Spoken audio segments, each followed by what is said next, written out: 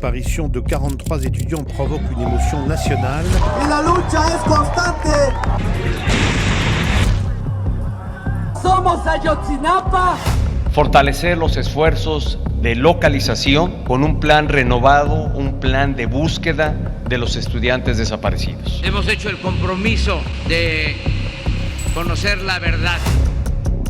Il y a des affaires où plus on cherche à comprendre ce qu'il s'est passé, plus on se rend compte que le problème n'est pas un individu, ni même un groupe criminel, mais tout un système qui a dysfonctionné en même temps. Ce qui rend cette affaire fascinante et terrifiante à la fois, ce n'est pas seulement la disparition en elle-même, mais c'est la manière dont les institutions censées protéger les citoyens ont participé, volontairement ou non, à rendre cette vérité impossible à établir. En 2014, au Mexique, 43 étudiants ont disparu en une seule nuit, sans laisser de traces, sans explication crédible et surtout sans que personne ne puisse dire, aujourd'hui encore, où ils se trouvent réellement. Hola todos, c'est Nito.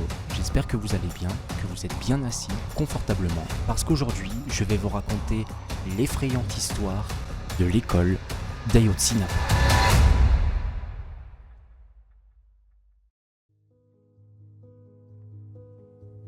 Déjà, pour comprendre cette histoire, il faut revenir à son départ. Il faut s'éloigner un peu des chiffres, des communiqués, des dates que l'on répète sans même regarder, et revenir à quelque chose de beaucoup plus simple, un lieu. L'école. L'école rurale d'Ayotzinapa. Bon, vu le nom comme ça de l'école, c'est ni Oxford ni Harvard, je vous l'accorde. C'est pas une université prestigieuse, ce n'est pas une école connue à l'international, et c'est certainement pas un lieu que les Mexicains allaient entendre en 2014. Et pourtant, cette école raconte beaucoup de choses sur la suite de cette histoire. Ayotzinapa, c'est une école publique, située dans une région pauvre du sud du Mexique et qui forme des professeurs destinés à enseigner dans des zones rurales où très souvent personne d'autre ne veut aller. D'ailleurs, la majorité des étudiants qui arrivent dans cette école viennent de familles très modestes, voire parfois extrêmement précaires. Et pour beaucoup d'entre eux, ce n'est pas qu'une question d'études. C'est aussi un moyen d'avoir un avenir stable. Et aussi, la particularité de cette école, ce n'est pas qu'un lieu d'apprentissage. Je m'explique. Historiquement, elles sont là aussi dans des espaces politiques, des endroits où l'on débat, où l'on critique, où on s'organise. Et dans certaines régions du Mexique, être un étudiant engagé, surtout quand on vient d'un milieu rural et qu'on critique ouvertement les autorités, c'est pas anodin. C'est quelque chose, effectivement, qui peut déranger. Et parfois même beaucoup plus que ce qu'on imagine. Le 26 septembre 2014, les étudiants quittent l'école pour se rendre à Iguala. Leur objectif, récupérer des bus pour aller faire une grande manifestation étudiante dans la ville de Mexico. Et c'est pas du tout la première fois qu'ils font ça, je veux dire, ils le font régulièrement, c'est pas du tout secret aux yeux de tous. Et à ce moment-là, personne pensait que cette sortie-là allait devenir un drame national. Dans la soirée, les problèmes apparaissent. Les bus sont interceptés, des tirs ont été signalés, et des policiers municipaux sont présents sur les lieux.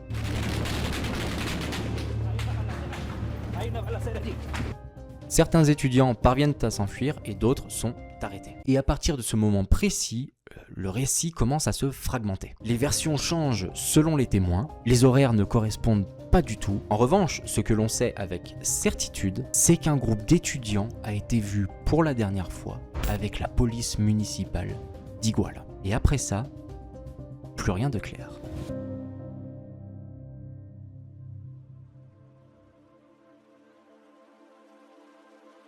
Les heures passent, puis les jours, et ce qui frappe les familles au-delà de l'angoisse, qui elle est déjà présente, c'est quelque chose de plus diffus, presque plus inquiétant encore, le silence. Pas un silence total, mais plutôt un silence administratif, un silence rempli de phrases vagues, de promesses floues, de rendez-vous repoussés. On leur dit que l'enquête est en cours, que les policiers enquêtent dessus, qu'ils font leur maximum, et que les réponses viendront, quoi qu'il arrive. No hay resultados en la investigación, el Estado mexicano ha dado diferentes versiones que han cambiado conforme nosotros nos pusimos a investigar de manera independiente. O sea, simplemente el Estado ha demostrado su incapacidad para investigar y para aplicar justicia en los casos de violaciones graves a los derechos humanos. Mais très vite, une sensation commence à émerger chez beaucoup de parents. L'impression qu'on ne cherche pas forcément à comprendre ce qu'il s'est passé, mais au contraire, à vite étouffer l'affaire. Certains parents racontent plus tard qu'ils ont eu le sentiment d'être considérés comme un problème à gérer plus que comme des citoyens en détresse. Por eso nosotros les manifestamos a ustedes y que México y el mundo escuche que no vamos a confiar en las palabras del presidente ni en los compromisos que dio a conocer hace rato en cadena nacional hasta que nos presente a los 43 normalistas vivos. Ils parlent à des réunions où on les écoute poliment mais sans jamais avoir réellement de réponse. Des bureaux où on leur dit que oui, ils vont être appelés et au final, jamais. Et pendant ce temps-là, une question presque naïve au final reste suspendue. Comment 43 étudiants peuvent disparaître après un contrôle de police sans que personne ne soit capable de dire précisément où ils sont passés? Somos un caso más de gente desaparecida. En México y en Guerrero se mata gente en esos llamados daños colaterales, en su chingada política que hay contra diferentes fuerzas, incluso entre ellos mismos. Nosotros no queremos ser parte de eso. Queremos un México justo y libre.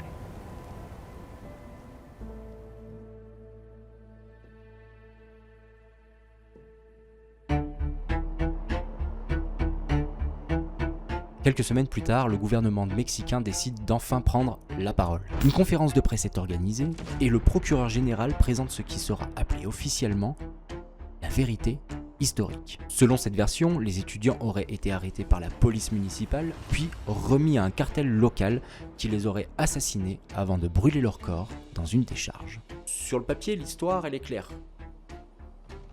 Même beaucoup trop claire. Elle permet de désigner des responsables très précis, de jeter ça à un cartel local en disant que eux, de toute façon, vu qu'ils sont violents, ça passe, et surtout, de vite fermer le dossier. Mais très vite, cette version, elle commence à se fissurer un peu. Des journalistes, des scientifiques, puis des experts internationaux se penchent sur les éléments présentés et quelque chose ne colle pas. Les analyses montrent que les conditions nécessaires pour brûler autant de corps à l'endroit désigné n'étaient tout simplement pas réunies. Les témoignages utilisés ont été obtenus dans des conditions douteuses. Et surtout, quelques éléments clés semblent avoir été totalement ignorés.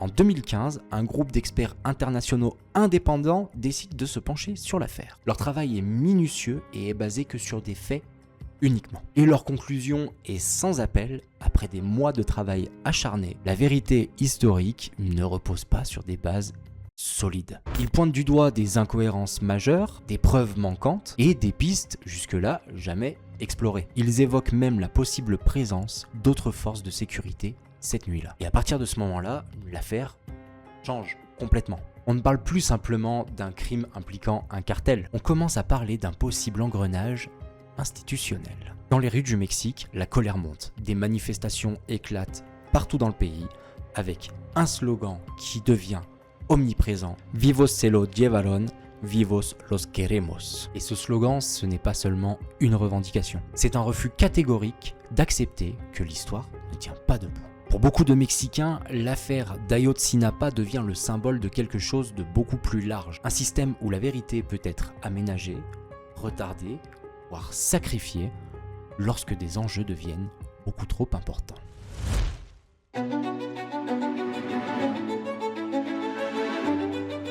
En 2018, un nouveau président arrive au pouvoir, Andrés Manuel López Obrador, plus connu au Mexique sous le nom de AMLO. Et il promet une chose, c'est de réouvrir le dossier et de conclure cette affaire une bonne fois pour toutes. 4 ans après, en 2022, une commission officielle reconnaît que les événements d'Ayotzinapa constituent un crime d'État. Ça veut dire quoi? Il implique que les institutions et pas seulement les individus isolés portent une responsabilité dans ce qui s'est passé. Mais reconnaître un crime d'État ne veut pas dire automatiquement que toute la vérité a été révélée. Et les familles le savent. Elles sont pas dupes. Elles le savent très bien. Ça fait depuis des années qu'ils attendent des réponses et ils savent très bien faire la distinction entre les mots et les actes.